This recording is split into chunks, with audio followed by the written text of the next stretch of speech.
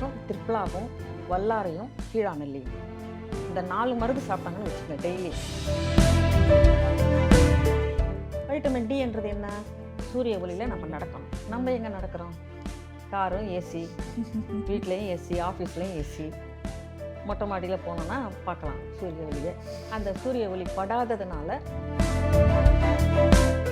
தவறான பெண்களோட போய் எந்த இன்டர்கோர்ஸ் அந்த மாதிரி இல்லீகல் கனெக்ஷன் வச்சுக்கிட்டாங்கன்னா மென்சஸ் டைமில் லேடிஸ்க்கு 3 நாளைக்கு அதுக்கு ஒரு மருந்து. ஓகே, ஜென்ஸுக்கு 15 நாள் எங்கள் மருந்து சாப்பிட்டு கூட அந்த மருந்து சாப்பிட்டு. சில பேருக்கு அந்த மருந்து கொஞ்சம் அலர்ஜி ஆகும்.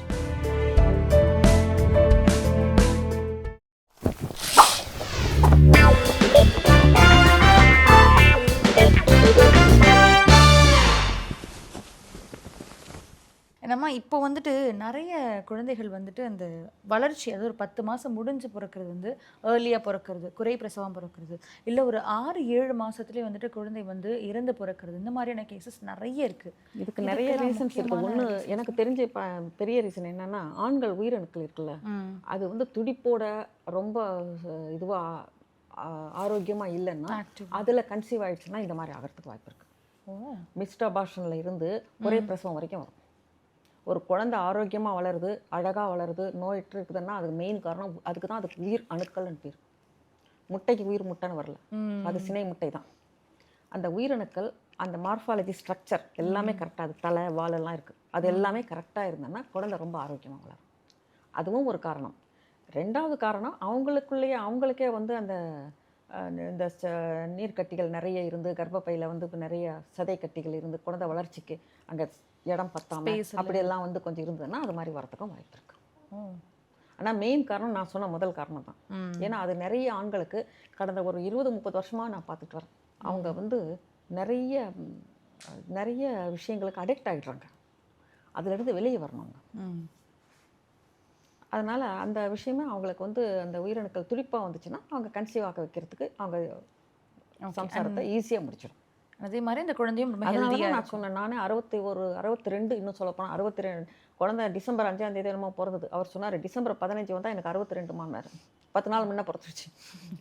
அந்த வயசில் கொடுத்துருக்கேன் நான். ஆனால் எனக்கு இவ்வளோ வயசில் இவருக்கு வருமா வராதா யோசிச்சுக்கினே தான் ட்ரை பண்ணேன். ஆனால் என்னன்னா அவர் ஒரு மனுஷன் மிலிட்ரியில் இருந்து கூட குடிக்கக்கூடாதுன்னு வாழ்ந்தவர்.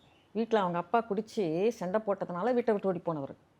அதனால் குடிக்கக்கூடாதுன்னு வாழ்ந்தேன்னா திருப்பியும் அவர் பிடிச்சின்னு வரதப்போ 40 வயசு அவருக்கு 20 வயசு பொண்ணை கட்டி வச்சுட்டாங்க. ஸோ அதனால் அது நல்ல ஆண்களுக்கு அந்த உயிரணுக்கள் எவ்வளோ நல்லா வயசானாலும் துடிப்பாக இருக்கும்ன்றது ஒரு உறுதியான விஷயம். பேட் ஹேபிட்ஸ்னால அது சின்ன வயசுலேயே கொஞ்சம் சரியாக இல்லாமல் போய்டும். தவறான பெண்களோட போய் எந்த இன்டர்கோர்ஸ் அந்த மாதிரி இல்லீகல் கனெக்ஷன் வச்சுக்கிட்டாங்கன்னா அவங்களுக்கு வர இன்ஃபெக்ஷன் இவங்களுக்கு வந்து இந்த பால்வினை நோய்கள், அதனால் குழந்தை உருவாகி அந்த குழந்தை முழுமையாக வளராது. ஓகே, அந்த லேடிக்கும் நோய் வருது, குழந்தையும் வளராது. பேரண்ட்ஸ்க்கு இருக்கும்பொழுது அந்த குழந்தையுமே ஆமாம் அவர் அதில் வந்து அவர் கிளியர் ஆகி குழந்தை பெற்றுக்கணும். அவர் கிளியர் ஆகாமல் இல்லற வாழ்க்கையில் ஈடுபட்டுருவார். ஓகே, நானே என்கிட்டயும் அந்த மாதிரி நிறைய பேர் இருக்காங்க. ரொம்ப கஷ்டப்பட்டு விஜய் ஹாஸ்பிட்டலில் தான் அந்த மாதிரி ஒரு பேஷண்ட்டு ஒரு 7 மாதத்தில் பிறந்துருச்சு குழந்தை. ஆனால் அவங்க 2 மாதம் இன்குபேட்டரை வச்சு காப்பாற்றி கொடுத்துட்டாங்க. நான் சொன்னேன்ல அந்த அம்மா பெரியம்மா சத்யபாமா ரெட்டினா, அந்த அம்மா லட்ச பிரசவங்கள் பார்த்தவங்க. விடியால 4 மணிக்கு எழுப்புவாங்க. அந்த உன் பேஷண்ட்டுக்கு நான் இப்போ போனேன், என்னை ஒரு 2 மணிக்கு கூப்பிட்டேன். அண்ணா நகர்லேருந்து வடபழனிக்கு போயிருக்காங்க. 2 மணிக்கு போய் 4 மணிக்கு பிரசவம் பார்த்துட்டு விஜயாலேருந்து என்னை கூப்பிட்றாங்க விடிகாலம் 4 மணிக்கு. உன் பேஷண்ட்டுக்கு பையன் பிறந்துட்டான், 2.25 கிலோ இருக்கிறான், இன்னும் அது அண்டர் வெயிட் ஒன்றும் இல்லை, நான் வீட்டுக்கு போட்டோமா அனுப்பிச்சு சொல்லிட்டு போயிட்டு இருப்பாங்க. அவங்க எனக்கு சொல்ல வேண்டிய அவசியமே கிடையாது. இந்த மாதிரி பேஷண்ட்ஸ் மேலே ஒரு அந்த மாதிரி லேடி டாக்டர்ஸ் இருக்கிறதும் இப்போ கொஞ்சம் கஷ்டம் தான். நிச்சயம். அவங்களுக்கு வந்து இப்போ சிசரேனே பிடிக்காது, நார்மல் டெலிவரி. யாராவது கொஞ்சம் பெயின் தாங்க முடியலன்னா குழந்தை வேணும் இல்லை கொஞ்சம் நேரம் தாங்க அப்படின்னு சொல்லிட்டு போயிட்டே இருப்பாங்க. அப்புறம் அது என்னென்னமோ சொல்லிச்சு, நாங்கள் உடலையே நான் நார்மல் வருஷம் பண்ணி அனுப்பிட்டுனா எனக்கு ஃபோன் பண்ணி. அந்த மாதிரி மருத்துவர்கள் ரொம்ப இப்போ கொஞ்சம் எண்ணிக்கை தேடி தான் பிடிக்கணும்.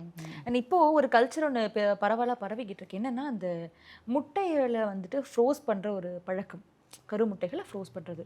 அது என்ன சொல்லப்படுதுன்னா, நாங்கள் வந்துட்டு இப்போ குழந்தை பிறக்கிறதுக்கு இஷ்டப்படலை, ஸோ லேட்டராக நாங்கள் பிளான் பண்ண போகிறோம், அப்போ வந்து எனக்கு வயசாகிரும், எக் குவாலிட்டி நல்லா இருக்காது, அதனால நாங்கள் இதை ஃப்ரோஸ் பண்ணுறோம் அப்படின்னு ஒரு காரணம் சொல்லப்படுது. அதை நீங்கள் எப்படிமா பார்க்குறீங்க? அவ்வளோ மாதங்கள் அவ்வளோ வருஷங்கள் அது மாதிரி இருக்கிறத வந்து எப்படி ஒரு ஆரோக்கியமான குழந்தை கொடுக்கும்? முதல் விஷயம். 2வது, அவ்வளோ வருஷங்கள் கழித்து அதை ஃப்ரோஸ் பண்ணி வைக்கிறது உங்களோட முட்டை தானா? அது உறுதியாக நம்புறீங்களா? இப்போ ஹைதராபாத்தில் நடந்த கதை மாதிரி என்ன பண்ணுவீங்க?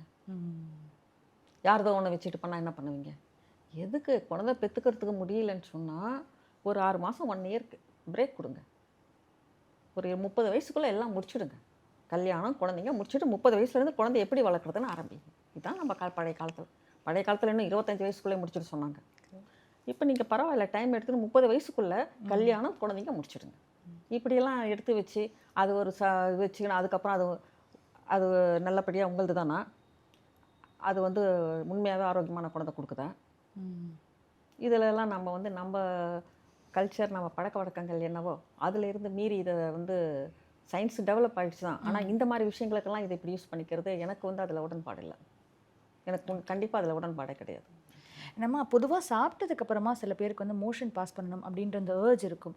அதனாலேயே சில பேர் வெயிட்டே போட்டிருக்க மாட்டாங்க, ஒல்லியாகவே தான் இருப்பாங்க, எந்த நியூட்ரிஷனும் உடம்புக்கு போயிருக்காது. அப்படிப்பட்டவங்களுக்குலாம் என்ன மாதிரியான சிகிச்சை? அப்படிப்பட்டவங்களுக்கு இந்த அமீபியாசிஸ் இருக்குமா, அவங்களுக்கு ஒரு டெஸ்ட் பண்ணோம்னா போதும், தெரிஞ்சுட்டா அதில் சித்தாவிலேயே நிறைய மருந்துகள்லாம் இருக்குது. அது சரி பண்ணக்கூடிய ஒரு விஷயம். ஆனால் அது தவறும் கூட இல்லையாமா, சாப்பிட்ட உடனே இந்த மாதிரி மோஷன் பாஸ் பண்ணுறது? அது அந்த இரிட்டபிள் பவுல் சிண்ட்ரம் அப்படின்னு சொல்கிறாங்க. அது ஒன்றுமே பெரிய பிரச்சனை கிடையாது. அது ஈஸியாக சால்வ் ஆகிட்டு. அதுக்கு நான் மருந்து கொடுக்குறப்பவே நாங்கள் மென்சஸ் டைமில் லேடிஸ்க்கு 3 நாளைக்கு அதுக்கு ஒரு மருந்து கொடுப்போம். ஓகே. ஜென்ஸுக்கு 15 நாள் எங்கள் மருந்து சாப்பிட்டுட்டு கூட அந்த மருந்து சாப்பிட சொல்லுவோம். சில பேருக்கு அந்த மருந்து கொஞ்சம் அலர்ஜி ஆகுதுன்னு சொன்னால் நாங்கள் எங்கள் மருந்து கொடுத்துருவோம். நல்லா அது மொத்தத்தில் ஒரு 2 to 3 மந்த்ஸில் அதை கிளியர் ஆக்கிடலாம். அவ்வளோதான், வேற ஒன்றும் பிரச்சனை இல்லை. அது 15 டேஸ்க்கு ஒரு வாட்டி மருந்து சாப்பிட்டா போதும், தாராளமாக சரியாக்கிடலாம். ஏன்னா நம்ம பேஷண்ட்ஸ் நிறைய பேர் அந்த சிம்டமோட வராங்க. புதுசு இல்லை, இது பல வருஷமாக வராங்க. கரெக்ட். இது சரியாக்கக்கூடிய ஒரு விஷயம்தான். நம்ம நீங்கள் சொன்னீங்க இந்த மாதிரி பொதுவாக வெளியில் நிறைய சாப்பிட்றாங்க, ஜங்க் சாப்பிட்றாங்க. பட் அப்படி சாப்பிட்டு இருக்கிறதுனால இதுக்கப்புறம் டயட் ஃபாலோ பண்ணுறதுன்னு ஒரு வழிமுறை இருக்கும். ஆனால் அந்த சாப்பிட்ட உணவுகள் உடம்புல தங்கி இருக்கும்ல, ஸோ இந்த கழிவுகள்லாம் ஃப்ளஷ் அவுட் பண்ணுற மாதிரி ஒரு ரொட்டீன் ஏதாவது சொல்லணும். இல்லைன்னா இந்த மாதிரி இந்த பூச்சி திரிபலா சூர்ணம் இருக்குல்ல, அது டெய்லி நைட்டில் படுக்கிறப்போ சாப்பிடலாம், இல்லை காலையில் எழுந்து வெறும் வயிற்றில் சாப்பிடலாம். 2 ஏன்னா நைட்டில் படுக்கிறது தான் பெஸ்ட்டு. ஏன்னா லூஸ் மோஷன்லாம் கிளியர் ஆகிடும். ஓகே. ஒரு 1/4 டீஸ்பூன் 2 சிட்டிகை சாப்பிட்டோம்னா அந்த உணவுனால என்னென்ன நச்சு பொருட்கள்லாம் வந்ததோ அதெல்லாம் அது கிளியர் பண்ணிடும். திரிபலா சூர்ணம் சர்வரோக நிவாரணி, ஆயுட்காலம் நீட்டிக்கும். ஓகே, ரொம்ப சிம்பிளான ஒரு மெத்தட், அவ்வளோதான். இம்காப்ஸ் இருக்குது, இம்காப்ஸில் நிறைய மருந்துகள் இருக்குது. அதில் டாக்டர்ஸ் கூட இருக்கிறாங்க. ஜென்ரலாக பார்க்க நினைக்கிறவங்க சிம்பிளாக முடியணும் நேராக இம்காப்ஸில் கூட போய் பார்க்கலாம். அதில் ஒரு 10 டாக்டர்ஸ் இருக்காங்க. அப்புறம் எல்லா இடத்துலையும் சித்தா ஹாஸ்பிட்டல்ஸ் இருக்குது. இங்கே நம்ம நேஷ்னல் ஹாஸ்பிட்டலில் நிறைய கூட்டம் போகிறாங்க. அந்த மாதிரி போய் ஒரு வாட்டி எப்பவுமா போகிறீங்க, ஒரு வாட்டி போய் கன்சல்டேஷன் பண்ணி ஒரு மருந்து எழுதி கொடுத்தா அது ஒரு 6 மாதம் சாப்பிட்டா எல்லாமே சரியாயிடும். உட்கார்ந்த இடத்துலேருந்து நான் வெளியே போக மாட்டேன், எனக்கு சரியாகணும்னா இப்படி ஆகும். மருந்துகள் வாங்கணுன்னா நானே அழைச்சி தான் வாங்குறேன் மருந்துகளெல்லாம். சில நேராக இந்த மூலிகைகள் விற்கிற இடத்துக்கெல்லாம் போய் அதை கிள்ளி வாயில் போட்டு மென்று சாப்பிட்டுட்டு வாங்கிட்டு வருவாங்க. என்கிட்ட ஏமாற்றுவாங்க. அந்த மருந்து தான் இதுன்னுவாங்க, ஆனால் அது அந்த டேஸ்ட் இருக்காது. ஓகே. சில விஷயங்களை நம்ம மெனக்கெடணும்மா. இப்போ ஆன் அண்ட் ஆஃப் மழை பெய்யுது, வெயில் அடிக்குது, இந்த மாதிரி கிளைமேட் சேஞ்சஸ் இருக்குது. இப்போது அந்த சைனஸ் இருக்கவங்களுக்கு அது பெருசான ஒரு பாதிப்பை ஏற்படுத்திகிட்டே இருக்கும். திடீர்னு மழை பெஞ்சா டக்குன்னு அவங்களால அதை ஹேண்டில் பண்ண முடியாது அந்த வெதர்லேருந்து. அதுக்கு சித்தாவில் நிறைய மருந்துகள் இருக்குது. ஓகே. முதல்ல வல்லார மாத்திரை இருக்குல்ல, அது டெய்லி சாப்பிட்டுட்டு இருக்கிறவங்களுக்கு இது வரவே படிப்படியாக குறைஞ்சிடும். இப்போ ஒருத்தருக்கு 1 மாதத்துக்கு ஒரு வாட்டி வருதுன்னு வச்சுங்க, இதை சாப்பிட அது 2 மாதம் 3 மாதத்துக்கு ஒரு வாட்டி வராங்க. ஓகே. அதே மாதிரி வாசாரிஷ்டம், அது ஆடதோடை, அது ரொம்ப நல்லா கேட்கும். அதே மாதிரி சீத்தலோபாதி சீரணம், சீத்தலோபாதின்னா அந்த இதெல்லாம் வருது, அந்த சீதளத்தெல்லாம் தண்ணி எல்லாம் வழிகிறது, அது கொடுக்கலாம். அதே மாதிரி கோரோஜன் ரொம்ப நல்ல மருந்து. டெய்லி ஒரு மாத்திரை சாப்பிடலாம், அதிகமாக இருக்கிறவங்க 2 மாத்திரை சாப்பிடலாம். ஆனால் எல்லாரும் டாக்டர்கிட்ட கேட்டு வாங்கி சாப்பிடலாம், அவங்கவுங்க உடல்நிலை கேட்குற மாதிரி. இந்த கோரோஜன் எவ்வளோ வருஷம் சைனஸ் இருந்தாலும் சரியாக்கிடும். ஓகே. இந்த வாசாரிஷ்டம் அதே மாதிரி தான். ஸோ நிறைய கிட்டத்தட்ட நான் சொல்கிறதே 4-5 மருந்துகள், இன்னும் ஒரு 10-15 மருந்துகள் இருக்குது. அதை ஒரு நல்ல காம்பினேஷனில் நம்ம ஒரு 3 months கொடுத்தோம்னா உங்களுக்கு சைனஸ் பழைய மாதிரி இருக்காது. எப்பாவது ஒரு வாட்டி வரும், அடிக்கடி வர்றது எப்பாவது ரேராக வரும். ஓகே. மழையில் நினைஞ்சா வர்றது அந்த மாதிரி கொஞ்சம், அது கூட அப்புறம் இந்த மருந்து சாப்பிட அதுவும் சரியாயிடும்.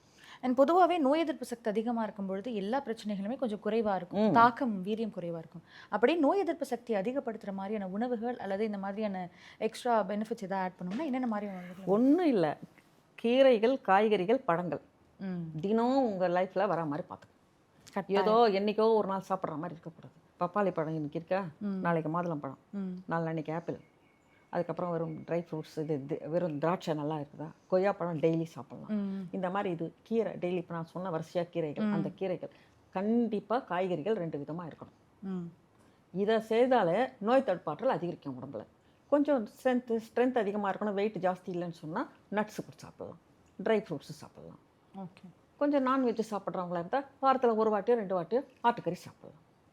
சித்த மருத்துவத்தில் அந்த மாதிரி எளிமையான ஒரு மெடிசன் அந்த மாதிரி யாராவது ஃபாலோ பண்ணக்கூடிய வகையில் ஏதாவது இருக்கா? சாவன் பிராஷ் சாப்பிட்லாம். ஓகே. சர்வரோக நிவாரணி சாவன் பிராஷும் திரிப்லாவும் வல்லாரையும் கீழாநெல்லியும், இந்த 4 மருந்து சாப்பிட்டாங்கன்னு வச்சுக்கோங்க டெய்லி, அவங்களுக்கு நோயே வராது பெரும்பாலும். அதுக்கப்புறம் அவங்க ஹேபிட்ஸ் ஜாஸ்தியான நம்ம ஒன்றும் சொல்ல முடியாது. ஸோ ஒரு ஹெல்த்தி பர்சன் இதை தாராளமாக எடுத்துக்கலாம். சுகர் இல்லைன்னா சாவன் பிராஷ் லேகியமே காலையில் சாயந்தரம் சாப்பிட்லாம்.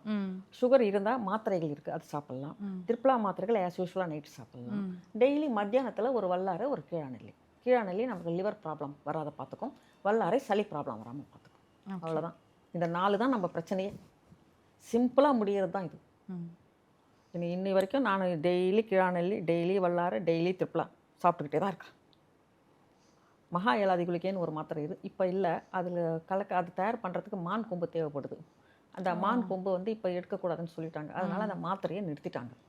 அது சர்வரோக நிவாரணி. சுகர், பிபி, கொலஸ்ட்ரால் யாரெல்லாம் சாப்பிட்லாம். அந்த என்ன ப்ராப்ளம் இருக்கோ அதை ஏறாமல் பார்த்துக்கும். ஓகே.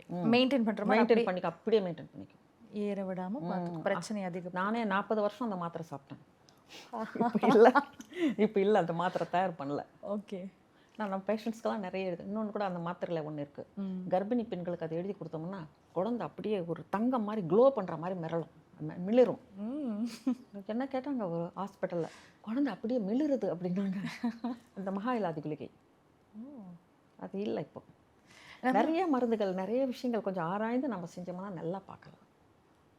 நீங்கள் சொன்ன மாதிரி ஒரு சித்தா டாக்டரை ப்ராப்பராக போய் அணுகினாலே நிறைய, ஒன்றும் டெய்லி போய் பார்க்க வேண்டியதில்லை, 3 மாதத்துக்கு ஒரு வாட்டி போய் பேசுங்க, அவ்வளோதான் போதும். உங்கள் ஊரில் இருக்கிற சித்தா டாக்டர் போய் பேசுங்க. எல்லாரும் நான் தான் பேசுகிறேன்னு என்கிட்ட தேடி வர வேண்டியதில்லை. அவங்கவுங்க ஊரில் இருக்கிற சித்தா டாக்டர் அவங்கக்கிட்ட பேசுங்க. ப்ராக்டிக்கலாக பேசிக்கிட்டே இருக்கிற விஷயங்கள் இருக்கக்கூடாது, ப்ராக்டிக்கலாக செய்கிற விஷயங்கள் நிறைய இருக்கணும். அந்த மாதிரி உங்கள் ஊரில் ஒரு பிஎஸ்எம்எஸ் படிச்சுட்டு ஒருத்தர் இருக்கிறார், அவரை போய் பாருங்கள். அவர் சொல்கிற விஷயங்கள் கேட்குறப்ப உங்களுக்கு தெரியும் எவ்வளோ நம்ம அனாவசியமான விஷயங்கள் செய்கிறோம், எவ்வளோ வந்து நம்ம அவசியமானதை விட்டுட்டோம். இதை நல்லா செய்துக்கலாம். என் பொதுவாக இந்த பூச்சி வெட்டுன்ற ஒரு விஷயம் வர்றது வந்துட்டு காரணம் விட்டமின் டி குறைபாடுன்னு சில பேர் சொல்கிறாங்க, சில பேர் வந்து வயிற்றில் பூச்சி தொங்குறதுனால அப்படின்ற மாதிரி சொல்கிறாங்க. இதில் எதுமா சரியான? 2 விஷயமும் இருக்குது. வைட்டமின் டி குறைவுனாலையும் வருது. பூச்சி வந்து நான் சின்ன வயசுலேயே எங்கள் அப்பா ப்ராக்டிஸ் பண்ணுறப்ப 3 மாதத்துக்கு ஒரு வாட்டி பூச்சி மருந்து கொடுப்பார் எல்லாருக்கும். இப்போ அந்த பழக்கம் இல்லை. கரெக்ட். நாங்கள் வந்து என்னைக்கு சண்டே லீவோ இன்றைக்கி பார்த்து சாட்டர்டே எழுப்பி எல்லாருக்கும் பூச்சி மருந்து கொடுப்பாங்க. இப்போ பேஷண்ட்ஸ் வராங்கன்னா, நீ 6 மாதமாச்சு பூச்சி மருந்து சாப்பிட்டு கொடுத்து முதல்ல வாங்கிட்டு போனுவார். ஆமாம் சார் 5 மாதம் ஆயிடுச்சு சார்னு வாங்கிட்டு போயிடுவாங்க. பேஷண்ட்டுங்களுக்கும் ஞாபகமாக 3 மாதத்துக்கு ஒரு வாட்டி கொடுப்பாங்க. அது வந்து உடம்புல வேறு தேவையற்ற பூச்சிகள்லாம் வயிற்றில் சேராமல் பார்த்துக்கணும். வைட்டமின் டின்றது என்ன? சூரிய ஒளியில் நம்ம நடக்கணும். நம்ம எங்கே நடக்கிறோம்? காரும் ஏசி, வீட்லேயும் ஏசி, ஆஃபீஸ்லேயும் ஏசி, மொட்டை மாடியில் போனோன்னா பார்க்கலாம் சூரிய ஒளியை. அந்த சூரிய ஒளி படாததுனால நம்மளுக்கு நிறைய நோய்கள் வருது, அது உண்மை. இந்த நீங்கள் சொன்ன மாதிரி இந்த 3 months ஒருக்கா இல்லைன்னா 6 months ஒருக்கா பண்ணும்போது பாடி ரீசெட் ஆகும். 3 months ஒரு வாட்டி கன் பண்ணணும், 6 monthsலாம் தேவையில்லை. வருஷத்துக்கு 4 வாட்டி சாப்பிடணும். ஓ, நிச்சயமாக ஒருத்தர் இப்படி சாப்பிட்டா ரெகுலராக நல்லா இருக்கும். அவங்கவுங்க ஃபேமிலி டாக்டர்கிட்ட கேட்டே வாங்கிக்கலாம்மா. ஓகே. இதில் வந்து சித்தா தான் வேணும்னு கிடையாது, டிவாம் டேப்லெட்னு கொடுக்குறாங்க, அதை கொடுத்தா கூட போதும். இது திரிப்லா சாப்பிட்றப்ப அது கூட தேவைப்படாது, அது ஒரு 6 மாதத்துக்கு ஒரு வாட்டி சாப்பிட்லாம். இதுவே ரொட்டீனாக நம்மளோட பாடியை ரீசெட் பண்ணிக்கிட்டே இருக்கும், எந்த பூச்சியும் நிற்க விடாது. ஓகே.